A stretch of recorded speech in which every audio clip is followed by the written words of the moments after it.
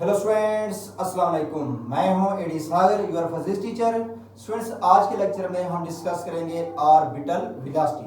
तो students, start करने से पहले मैं डायग्राम ड्रा करता हूं ताकि ऑर्बिटल वेलोसिटी आपको समझ आए कि कैसे डेरिवेशन उसकी होती है। अब देखें स्टूडेंट्स, यहाँ पर मैं एक डायग्राम ड्रा करता हूँ। ये मेरे पास क्या है, अर्थ है, और ये अर्थ का क्या है, रेडियस है। यहाँ पर आपके पास एक सैटेलाइट है जिसकी मैस ms है, और मैस ऑफ अर्थ को मैं कैपिटल M से रिप्रेजेंट करता हूं।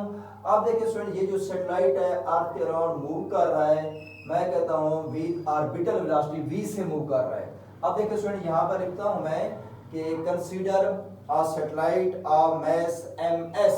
सैटेलाइट की मैस को ms से रिप्रेजेंट किया, और अर्थ की मैस को कैपिटल M से, और अर्थ का रेडियस क्या है, r है। अब देखिए स्टूडेंट्स, जब ये सैटेलाइट मूव करेगा अर्थ के अराउंड, तो सेंट्रीपिटल फोर्स से मूव कर रहा है ये, और वो सेंट्रीपिटल फोर्स कितनी है, Fc is equal to mv का स्क्वायर ओवर r। अब यहां पर देखिए स्टूडेंट्स, मैं लिखता हूं consider a satellite of mass ms is revolving around the earth with orbital velocity जो है स्टूडेंट्स v कह देते हैं। then centripetal force, then its centripetal force will be, क्योंकि ये सैटेलाइट सर्कल में मूव कर रहा है तो सेंट्रीपिटल से फोर्स से मूव कर रहा है, तो सेंट्रीपिटल फोर्स कितनी होगी, Fc is equal to mv का स्क्वायर ओवर r। क्योंकि ये सैटेलाइट है तो सैटेलाइट की मैस के साथ s लिख देते हैं। क्लियर। अब देखिए स्टूडेंट्स, ये आपके पास सेंट्रीपिटल फोर्स आ गई, और ये सेंट्रीपिटल फोर्स कहां से मिल रही है सैटेलाइट को, अर्थ की ग्रेविटी प्रोवाइड कर रही है। तो आप लिखेंगे this centripetal force is provided by the earth gravitational force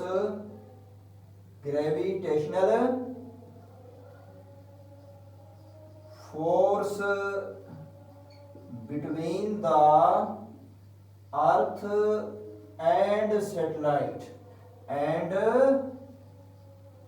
satellite, अर्थ और सैटेलाइट के दरमियान जो ग्रेविटेशनल फोर्स है उसने सेंट्रीपिटल फोर्स प्रोवाइड की है, और वो ग्रेविटेशनल फोर्स कितनी है, F is equal to G ms capital M over R का स्क्वायर।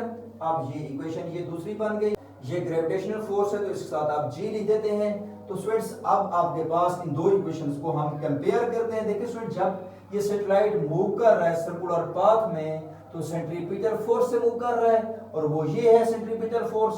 और ये सेंट्रीपिटल फोर्स कौन प्रोवाइड कर रहा है, अर्थ और सैटेलाइट के दरमियान जो फोर्स ऑफ ग्रेविटेशन है वो सेंट्रीपिटल फोर्स प्रोवाइड कर रही है, और जितनी फोर्स ऑफ ग्रेविटी होगी अर्थ और सैटेलाइट के दरमियान उतनी ही सेंट्रीपिटल फोर्स होगी। तो इसलिए स्टूडेंट्स, हम इन दो इक्वेशन को कंपेयर करेंगे। अब देखिए स्टूडेंट्स, यहां पे लिखता हूं बाई कंपेयरिंग इक्वेशन 1 एंड 2। 1 और 2 इक्वेशन को स्टूडेंट्स अगर आप कंपेयर करें तो आपके पास mv का square over r is equal to g ms capital M over r का स्क्वायर। अब देखिए स्टूडेंट्स, यहां पर ms के साथ ms कैंसिल कर लो, एक r के साथ ये स्क्वायर कैंसिल कर लो, तो v का स्क्वायर इज इक्वल टू क्या बचेगा, g m ओवर r। अब देखिए स्टूडेंट्स, टेकिंग रूट ऑन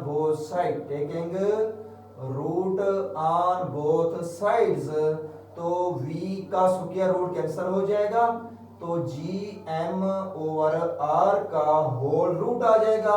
क्योंकि स्टूडेंट ये सैटेलाइट की ऑर्बिटल वेलोसिटी है तो इसके साथ छोटा सा आप ओ भी लिख सकते हैं ताकि पता चले कि ये ऑर्बिटल वेलोसिटी है और ये आपके पास ऑर्बिटल रेडियस है। अगर देखें स्टूडेंट्स मैं यहां पे लिखता हूं, नेक्स्ट एक पॉइंट कर लेता हूं कि if Satellite is moving. If satellite is moving very close to the earth surface, अगर अर्थ सरफेस के बहुत क्लोज मूव कर रहा है तो orbital radius radius of earth के इक्वल हो जाएगा। ठीक है, जैसा कि यहां पर देखें स्टूडेंट्स, ये आपके पास अर्थ है, सैटेलाइट बहुत ही क्लोज मूव कर रहा है तो उसका ऑर्बिट का रेडियस रेडियस ऑफ अर्थ के इक्वल आ जाता है।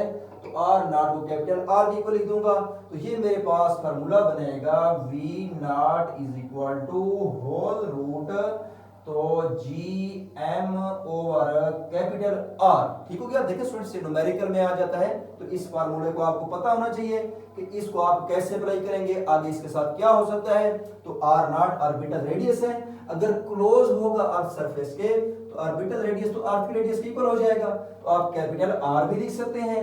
इसी तरह स्टूडेंट्स, अगर सैटेलाइट इफ लिखता हूं, if a satellite is moving at height h from the surface of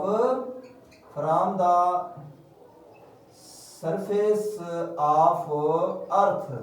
अगर देखें स्टूडेंट्स, एक सैटेलाइट है वो अर्थ सरफेस से कुछ हाइट पे मूव कर रहा है, जैसा कि ये आपके पास अर्थ है और यहाँ पर ये रेडियस है और सैटेलाइट यहाँ पर मूव कर रहा हो, तो अब देखें स्टूडेंट्स, इस केस में उसके ऑर्बिट का रेडियस, ये उसके पास हाइट हो गई, तो ऑर्बिटल रेडियस कितना होगा, यहां से यहां तक अर्थ का रेडियस प्लस यहां से यहां तक h, इन दोनों को ऐड करोगे तो उसके ऑर्बिट का रेडियस आएगा ना।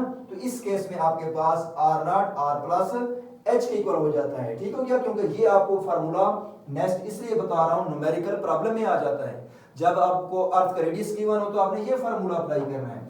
इसी तरह स्टूडेंट्स, अगर आपको वो कहता है कि सैटेलाइट हाइट पर मूव कर रहा है तो आपके पास ये फार्मूला क्या बन जाएगा, v not is equal to क्या बनेगा, जी एम। अब देखो आर नॉट है ना डिनोमिनेटर में, क्योंकि हाइट पर मूव कर रहा है तो आर नॉट क्या बनेगा, आर प्लस एच, तो यहां पर आप आर प्लस एच लिख देंगे। तो ये फार्मूला स्टूडेंट्स आपके पास यूज होगा जब कोई satellite at the height H पर मूव कर रहा हो, तो ऑर्बिटल वेलोसिटी का ये वाला फार्मूला आपने अप्लाई करना है। क्लियर हो गया। अब देखें स्टूडेंट, यहाँ पर मेरे पास तीन फार्मूले हैं। ये आपके पास बेसिक फार्मूला आ गया कि v not is equal to G M over R not whole root, ये ऑर्बिटल वेलोसिटी का फार्मूला आ गया। अगर satellite very close to the earth surface move कर रहा है तो उसका ऑर्बिटल रेडियस क्या होगा, अर्थ के रेडियस के इक्वल हो जाएगा, जैसा कि फिगर में देख सकते हैं आप। तो इस केस में आर नॉट को मैंने रेडियस ऑफ अर्थ इक्वल लिया। इसी तरह अगर सैटेलाइट स्टूडेंट्स कुछ हाइट h पर मूव कर रहा हो तो फिर उस केस में आपके पास क्या होगा, हाइट जैसे कि यहाँ पर h है तो ऑर्बिटल रेडियस तो उसका क्या है, यहां से यहां तक है, तो आर नॉट क्योंकि यहां से यहां तक है तो h r प्लस h ये दोनों मिलाएंगे तो यूं समझिए कि आपके पास ऑर्बिटल रेडियस आ जाएगा यहां से यहां तक उसका। क्लियर, तो इसलिए मैंने यहां पे लिखा r plus h। Clear, okay students, अल्लाह हाफिज।